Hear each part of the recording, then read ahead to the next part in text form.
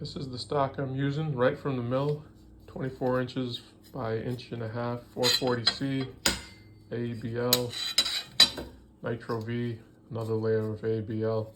You can see the Nitro V and the AEBL both have whatever mill finish, and this one here they grind before they ship it at your request. These are from Steel Damascus. So I'm going to take these and just hit them with Scotch-Brite. All right from the mill, from the New Jersey Steel Baron, we got 440C, AEBL, this is a Nitro V, this is AEBL, and just hit them with Scotch-Brite real quick, probably like 30 seconds each. Now to cut it up. All right, here's all the layers cut up. I cut them 4 bars at a time, so it's not too important for the process, but just so you know what I'm doing.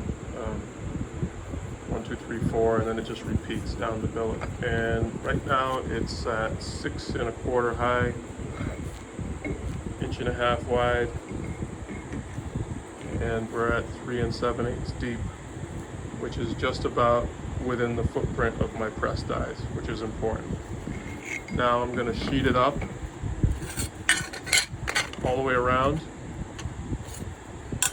and I am not going to put a top or bottom plate because this is the maximum I can fit in my forge right now, and I'm using 1/4 inch stock, so hopefully that's good enough so that I don't get too much heat loss when I do the original pressing. Once it's consolidated and welded, it's less of a concern, but I normally incorporate a top and bottom plate of mild steel separated by a sheet of foil. No need for foil separation on the sides, and then the front and back plates I've got over there, and one I'm going to put a hole in for my inert gas feed right dead center. Here's the billet all wrapped up in sheet metal, except for the top and bottom. There's the bottom. And so the ends here, the sides, and then this black pipe here with a ball valve on it. This is where the gas feed will go in, and this is the handle. Got that welded on. This sheet metal is, I don't know the gauge. It's maybe 3/16 thick. A little tough to weld. The MIG wire tends to burn through, so I'm going to pressurize this and spray it with Windex, check for leaks, and then it'll be ready to go.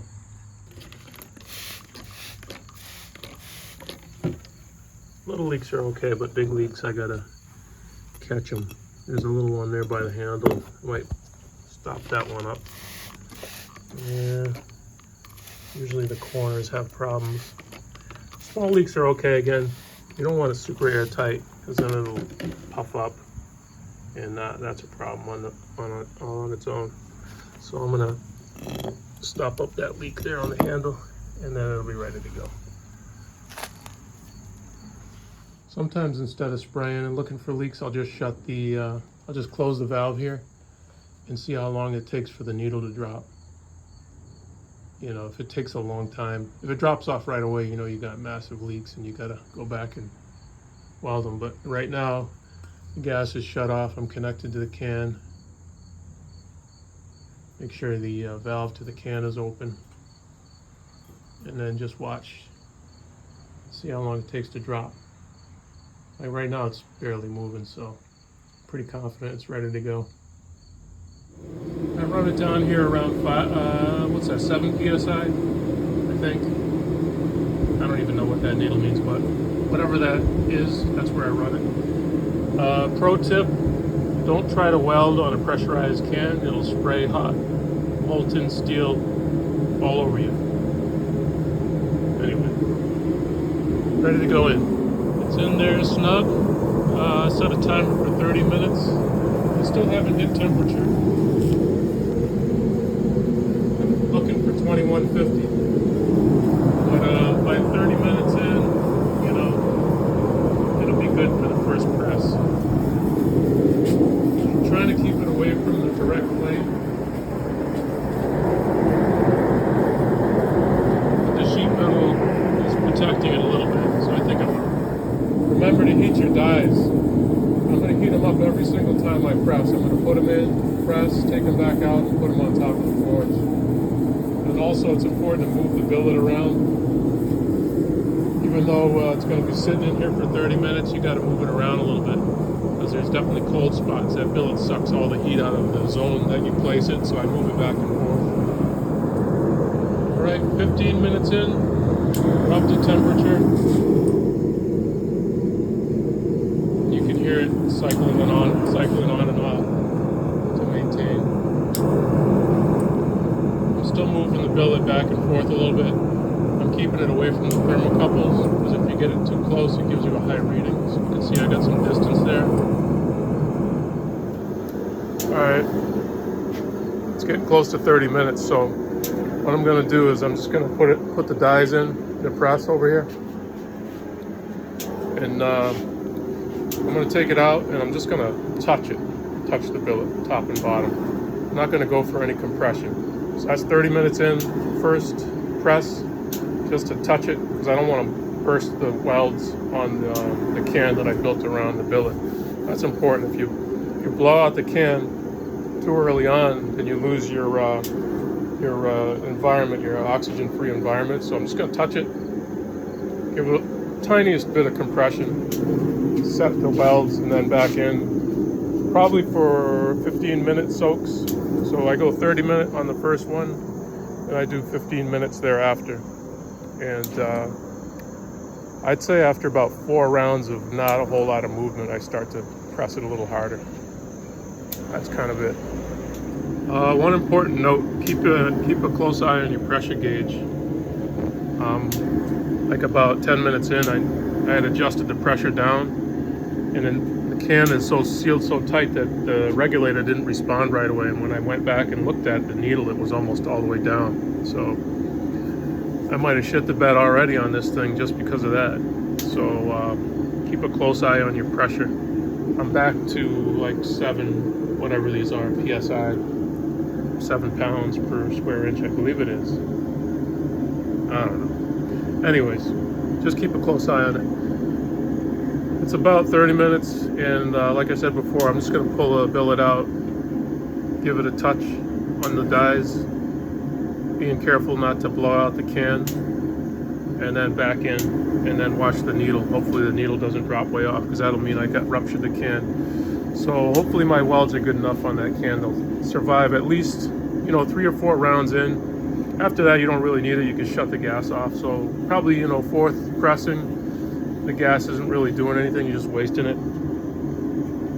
But it's good for the first 3 at least. All right. Just another little tidbit on can integrity. So I'm on the 2nd round of pressing, and I just want to show you.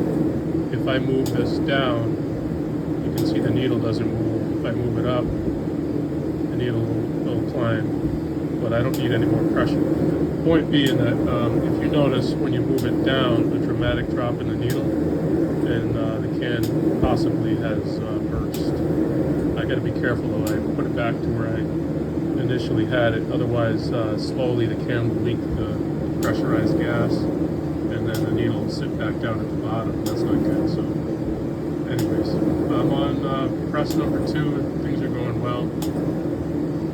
Going for number 3, and then I'll start reducing. That's centigrade. That one's Fahrenheit, and this one is actually the controller. This one is just a backup. So I keep track of this stuff by writing it right on the press. That's centigrade. Forge, that's weld. So 1175, 1140. Sometimes this one goes crazy, so I can at least sanity check, make sure by looking at the other one. I'm on my 5th round of welding, and I'm pretty sure the can is already burst. I can see big gaps in it, so let me shut the gas off after this next press. Here it is, switched out. Got a little wonky. Got some foldovers there, but solid. So now it's going to go into the kiln for full anneal, which I do on every welding step. That's pretty good. I mean, that's pretty typical. It goes a little sloppy Joe on me, and because I don't want to forge against the welds, I just let it kind of go. But I'll correct it in the next round.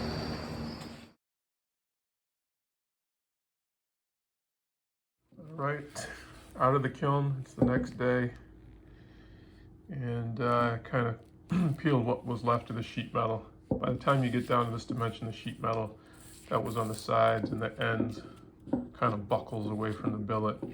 Even though it was welded here at the top and bottom, it buckles away, and it's pretty easy to remove. So from 6 inches, I'm down to about 2 inches tall, and the length increased probably from about 4 inches, the original billet, to about 6 or 7.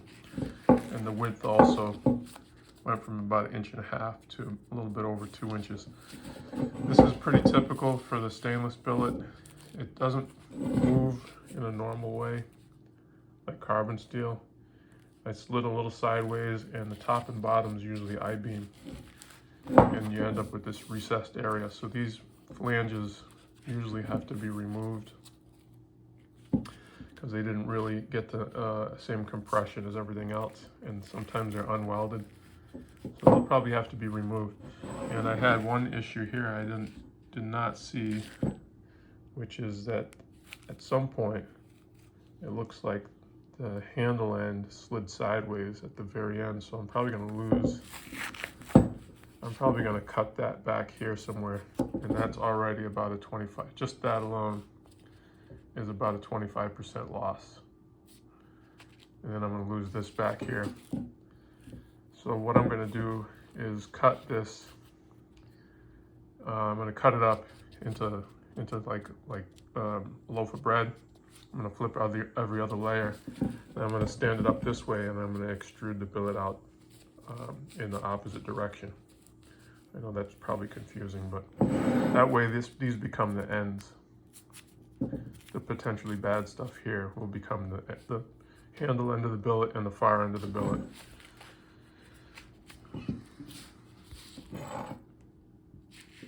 At about 35 minutes per slice, and I need to take it off 13, 14 passes to get through the bad stuff back here where it's split. But so far so good on this cheap ass bandsaw, Harbor Freight Special.